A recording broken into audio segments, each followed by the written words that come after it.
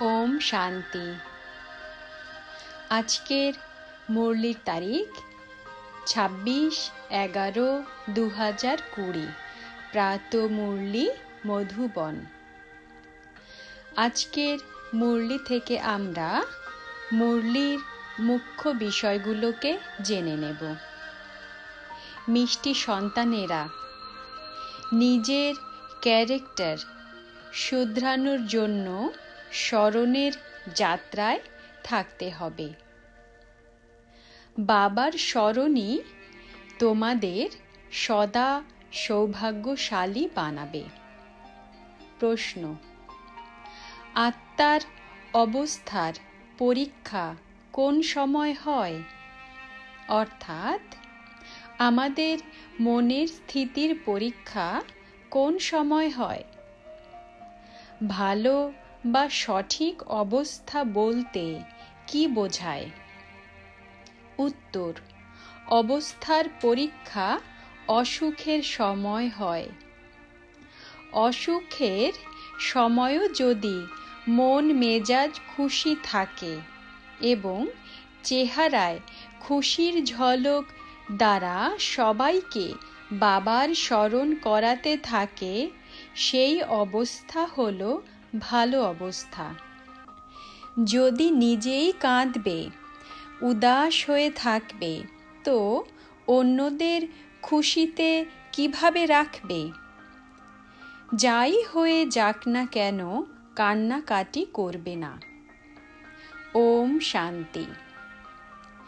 দুটি শব্দের গায়ন রয়েছে, দুর্ভাগ্যশালী আর সৌভাগ্যশালী। সৌভাগ্য চলে গেলে দুর্ভাগ্য বলা হয়। স্ত্রীর স্বামী মারা গেলেও দুর্ভাগ্য বলা হয়। একা হয়ে যায়। এখন তোমরা জানো যে আমরা সদাকালের জন্য সৌভাগ্যশালী হই। সত্যযুগে দুঃখের নামই নেই, মৃত্যুর কথা থাকে না। বিধবা বলে কিছু হয় না। বিধবার দুঃখ হয়, শোক করে। যদিও সাধু সন্ন্যাসী রয়েছে, এমন নয় যে তাদের দুঃখ হয় না। কেউ পাগল হয়ে যায়, অসুখ করে, রুগীও হয়ে যায়। এই দুনিয়া হলোই রুগীদের দুনিয়া। সত্যযুগ হলো নিরোগী দুনিয়া। তোমরা বাচ্চারা বুঝেছ, আমরা ভারতকে আবার শ্রীমত দ্বারা রোগ মুক্ত করি। এই সময় মানুষের চরিত্র খুব খারাপ। এখন চরিত্র সংশোধনের ডিপার্টমেন্ট নিশ্চয়ই থাকবে। স্কুলেও স্টুডেন্টসদের রেজিস্টার রাখা হয়, তাদের চরিত্র জানা যায়। তাই বাবাও রেজিস্টার রেখেছিলেন। প্রত্যেকে নিজের রেজিস্টার রাখো। চরিত্র দেখতে হবে আমরা কোনো ভুল করি না তো। প্রথম কথা হলো বাবাকে স্মরণ করতে হবে। স্মরণ দ্বারাই তোমাদের চরিত্র সংশোধন হয়।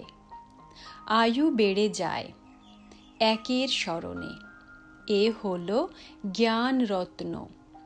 স্মরণকে রত্ন বলা হয় না। স্মরণের দ্বারা তোমাদের চরিত্র সংশোধন হয়। এই 84 জন্মের চক্র তোমরা ছাড়া আর কেউ বোঝাতে পারে না। ব্রহ্মা আর বিষ্ণুর ওপর বোঝাতে হবে। তোমরা জানো যে ব্রহ্মা আর বিষ্ণুর পরস্পরের সঙ্গে কি কানেকশন রয়েছে। বিষ্ণুর দুটি রূপ হল এই লক্ষ্মী নারায়ণ। তাদেরই 84 জন্ম হয়। 84 জন্ম নিজেরাই পূজ্য এবং নিজেরাই পূজারী স্বরূপে পরিণত হয়। প্রজাপিতা ব্রহ্মা নিশ্চয়ই এখানেই চাই, তাই না? সাধারণ দেহ চাই। অনেকে এই কথায় বিভ্রান্ত হয়। ব্রহ্মা তো হলেন পতিত পাবন পিতার রথ। ভগবান নিজে বসে বোঝান, তোমরা আত্মারা 84 জন্ম নাও। এও এক পড়াশোনা। 84 চক্রের জ্ঞান অর্জন করা খুব সহজ। অন্য ধর্মের মানুষ এই কথাগুলি বুঝবে না। তোমাদের মধ্যেও সবাই 84 জন্ম নেয় না। সবার 84 জন্ম হলে তো সবাই একসাথে এসে যাবে, এমনটাও হয় না। সমস্ত কিছু নির্ভর করছে পড়াশোনা ও স্মরণের ওপর। তাতেও 1 নম্বরে হলো বাবাকে স্মরণ করা। কঠিন বিষয়ে নম্বরও বেশি পাওয়া যায়, তার প্রভাবও পড়ে। বাবা বলেন, আমাকে স্মরণ করো, তাহলে সম্পূর্ণ নির্বিকারী হয়ে যাবে এবং পরে বিজয় মালাতে গাঁথা হয়ে যাবে। এই হলো রেস।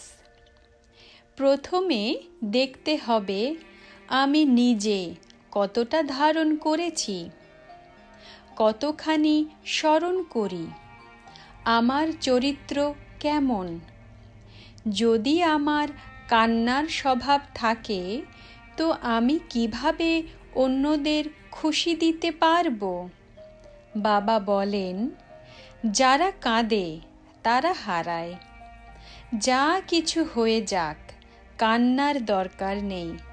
অসুখের সময়েও এতটুকু তো বলতে পারো, নিজেকে আত্মা নিশ্চয় করে বাবাকে স্মরণ করো। অসুখের সময়ই অবস্থা কীরকম পরীক্ষা করা হয়। কষ্টে একটু যন্ত্রণার কাতর আওয়াজ যদিও বেরোয়, কিন্তু নিজেকে আত্মা নিশ্চয় করে বাবাকে স্মরণ করতে হবে। বাবা সংবাদ দিয়েছেন, পয়গম্বর মেসেঞ্জার হলেন একমাত্র শিব বাবা, দ্বিতীয় কেউ নয়। বাকিরা যা কিছু শোনায় সবই হলো ভক্তি মার্গের কথা। এই দুনিয়ার সমস্ত জিনিসই হলো বিনাশী। এখন তোমাদের সেখানে নিয়ে যাওয়া হয় যেখানে সব কিছু অটুট। সেখানেও সায়েন্স নিশ্চয়ই থাকবে, কারণ তোমাদের জন্য অনেক সুখ চাই। দেবতাদের বলা হয় সর্বগুণ সম্পন্ন। তাহলে কলা বা কোয়ালিটি কম হলো কিভাবে? এখন তো কোনো কলা নেই, অর্থাৎ গুণ নেই। চাঁদের কলাও ধীরে ধীরে কম হয়, তাই না? তোমরা জানো যে এই দুনিয়া প্রথমে নতুন থাকে, তখন সেখানে প্রত্যেকটি বস্তু থাকে শতপ্রধান, ফার্স্ট ক্লাস। পরে পুরনো হতে হতে কলা কম হয়ে যায়। এখন বাবা তোমাদের সত্যনারায়ণের প্রকৃত সত্য কাহিনী শোনাচ্ছেন।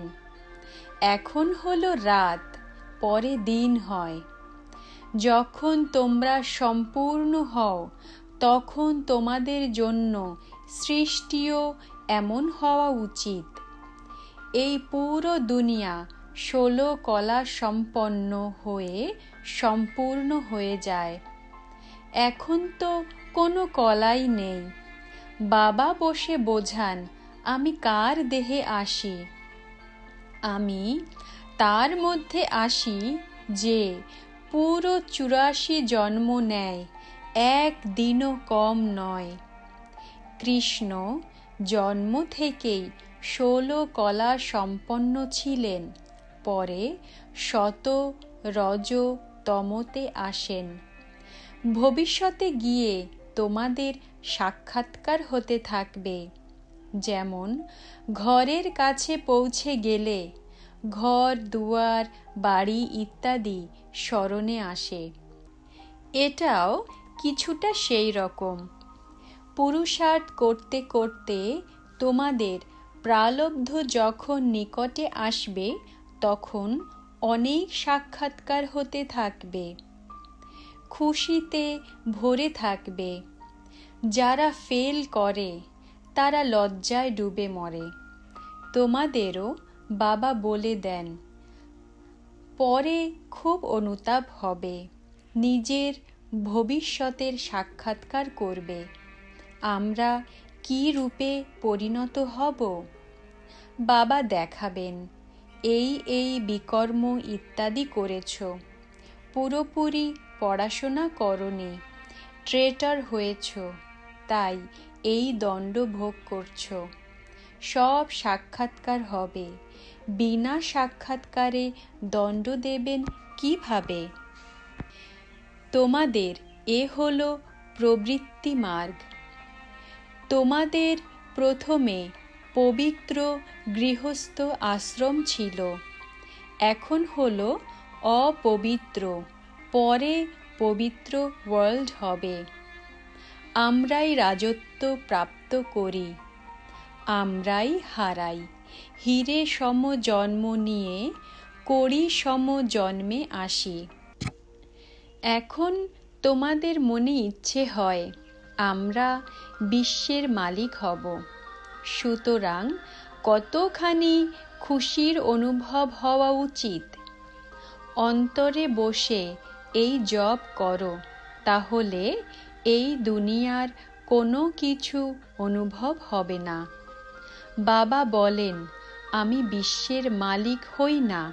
বাচ্চারা, এই বিশ্বের মালিক তোমাদেরকে করি মুক্তিধাম যাবার জন্য। অর্ধকল্প ভক্তি করে এখন বাবা বলেন, আমায় স্মরণ করো, তাহলে মুক্তিধাম চলে যাবে। তোমরা বসেছ পাপ ভস্য করতে, তাই পাপ করা উচিত নয়। তাহলে তো পাপ থেকে যাবে। 1 নম্বর পুরুষার্থ হলো নিজেকে আত্মা ভেবে বাবাকে স্মরণ করো। নিজেকে শরীর ভেবে নেওয়া এ হলো এক কঠিন অসুখ, যার ফলে সবাই রসাতলে গেছে, তাদেরই উদ্ধার করতে হবে। আচ্ছা, ওম শান্তি। ধারণার জন্য মুখ্য সার। প্রথম পয়েন্ট, নিজের সময় আধ্যাত্মিক কর্মে সফল করতে হবে। হীরে সমান জীবন বানাতে হবে। নিজেকে সাবধান করতে থাকতে হবে। নিজেকে শরীর মনে করার যে কঠিন অসুখ, তা থেকে সুরক্ষিত থাকার পুরুষার্থ করতে হবে। 2 নম্বর পয়েন্ট, কখনো মায়ার দাস হবে না। মনে মনে বসে জপ করতে হবে, আমি হলাম আত্মা। যেন খুশি থাকে যে আমরা দরিদ্র থেকে প্রিন্স হচ্ছি। আজকের বরদান, ভাইসলেস অর্থাৎ নির্বিকারিতার শক্তি দ্বারা সূক্ষ্ম বতন বা 3 লোকের অনুভবকারী শ্রেষ্ঠ ভাগ্যবান হও।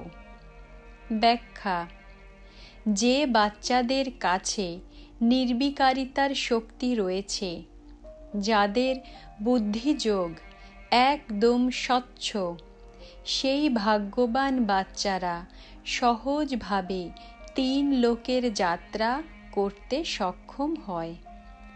সূক্ষ্ম বতন পর্যন্ত নিজের সংকল্প পৌঁছানোর জন্য সর্বসম্বন্ধের সার সম সূক্ষ্ম স্মরণের প্রয়োজন হয়। এটাই হলো সবথেকে শক্তিশালী তার। যার মাঝে মায়া হস্তক্ষেপ করতে পারে না। অতএব সূক্ষ্ম বতনের অপরূপ সৌন্দর্যকে অনুভব করার জন্য নিজেকে নির্বিকারিতার শক্তি দ্বারা সম্পন্ন বানাও, অর্থাৎ সম্পূর্ণ পবিত্র বানাও। আজকের স্লোগান: কোনো ব্যক্তি, বস্তু বা বৈভবের প্রতি আকৃষ্ট হওয়ার অর্থ হল কম্পেনিয়ন বা সঙ্গী বাবাকে সংকল্পে তালাক দেওয়া, অর্থাৎ বাবার সঙ্গ থেকে সরে আসা। ওম শান্তি, ওম শান্তি, ওম শান্তি।